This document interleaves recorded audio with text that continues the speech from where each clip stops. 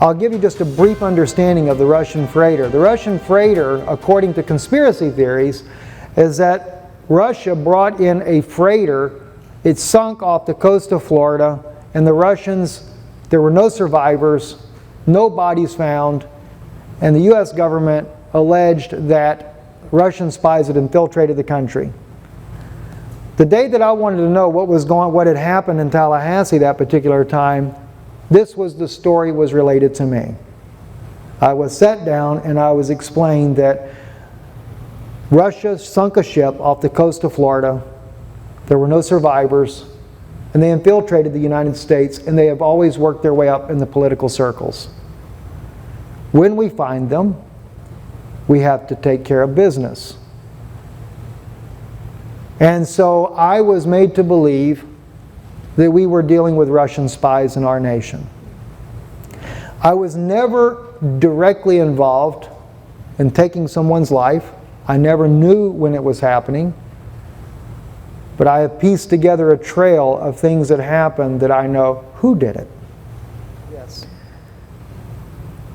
The alleged crimes that they say the Clintons were involved in, the Mena, Arkansas Air Base, set up by the government, where it is alleged that, and I'm using this terminology at this point because of legality issues, that they were alleged smuggling in the drugs. Mark Seals, a good example of that, the pilot that was smuggling the drugs in for the government, at the same time taking the weapons back to the Contras in Nicaragua to fight the war there to overthrow the government. They say that Bill Clinton and Hillary, they were very much aware of what was going on. As we know, the largest number of people silenced in the government is alleged under their watch, their connections, their associates that they knew. Now this is all considered a conspiracy theory.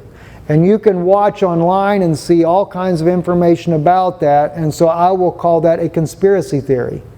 I had no connections to them, but what you're going to find out about next is just another group of politicians doing the exact same thing.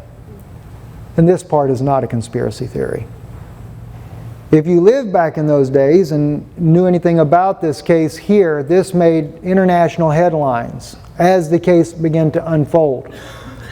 It still remains unsolved until this day.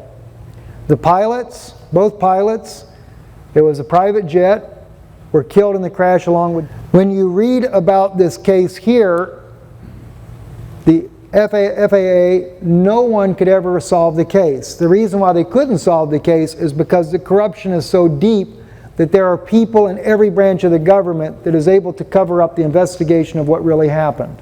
For the drug money that was coming in, just like we see the alleged cases with the Clintons and the banks that were set up that were laundering money, they were laundering money as well. There are many articles about this particular case where contractors were paying exorbitant amounts of money for jobs that they did that were very meaningless.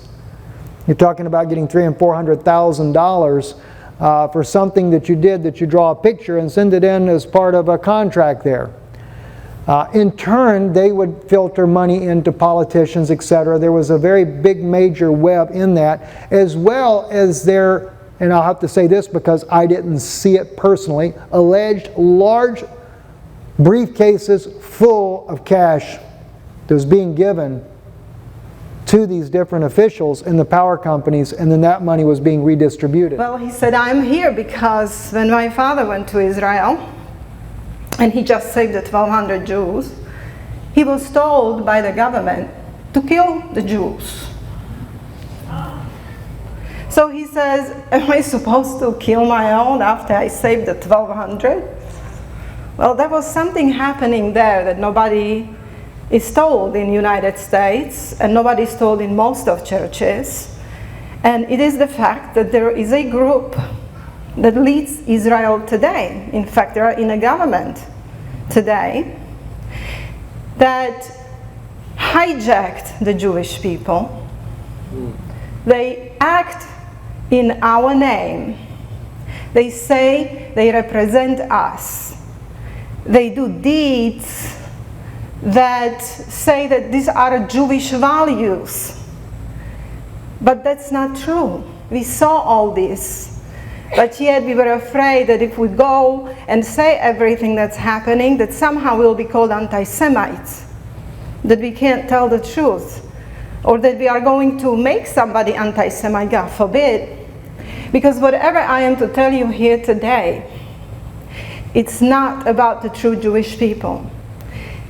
This is about very small number of the Jews who call themselves Jews. They're mostly not Jews, but call themselves Jews, okay? And unfortunately, they're the ones who have the power. And they also brainwashed a majority of Jewish people today. But there is still a lot of Jews who know the truth, and they're trying to tell you the truth, but you don't seem to hear them very much because our churches and political arena is not talking about it, okay? And believers in the Messiah, Jewish believers in Jesus, are considered not Jews anymore. And they cannot live. Soon they will be expelled from the state of Israel.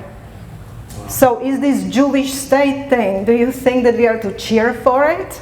Come on. Okay, well, today I hopefully open your eyes. Maybe someone will hate me. I don't really care if that happens, because something happens to women after 40 and something. It's really happening. Okay, children, they're Palestinians, are not protected just by law in Israel because they're children.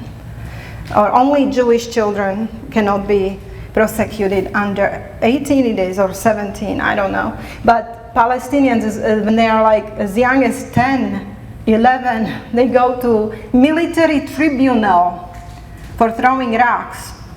And they're put in jail, held, they're tried and sentenced for 20 years in prison.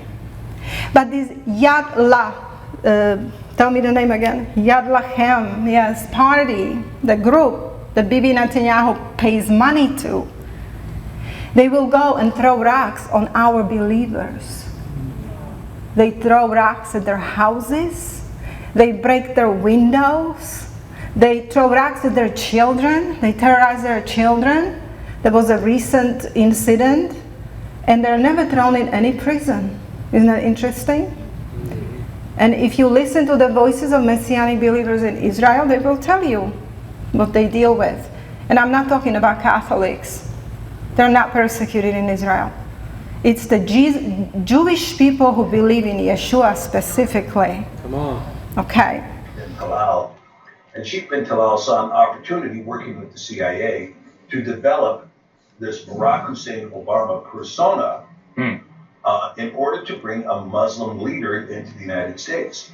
And so this was all considered in the early 80s, and I was part of a project called Project Pegasus through the CIA to develop Barack Obama. And that project was funded by bin Talal, but it was also massaged by Barack Obama's mother, who was present during all of this time and helping the development of Barack Obama. And they worked through this program because remember that Barack Obama, when he was a child, elected to pursue Islam. His mother wanted to put him in a Jesuit school in Indonesia, her stepmother. And instead, he ended up in a madrasa. And it was an extreme madrasa that taught the Quran only in Arabic. So Barack Obama does speak some measure of Arabic. And he has used Arabic. In fact, he gave the Shahadan, which is the confession of faith in Islam, in perfect Arabic without accent to a reporter for the New York Times in 2007.